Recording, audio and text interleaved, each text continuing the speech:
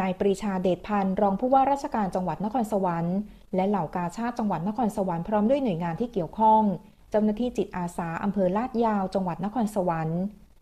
ได้ออกตรวจเยี่ยมให้ความช่วยเหลือมอบเครื่องอุปโภคบริโภคและให้กำลังใจประชาชนที่ประสบวาตภัยพายุฤดูร้อนซ้ำสองในพื้นที่ตำบลมาบแกอำเภอลาดยาวจังหวัดนครสวรรค์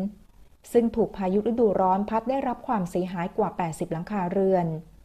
โดยเบื้องต้นได้ให้การช่วยเหลือมอบถุงยางชีพและเร่งซ่อมแซมบ้านเรือนตามระเบียบของทางราชการทั้งนี้พายุฤดูร้อนได้สร้างความเสียหายให้กับพื้นที่อำเภอลาดยาวทั้งสิ้นกว่า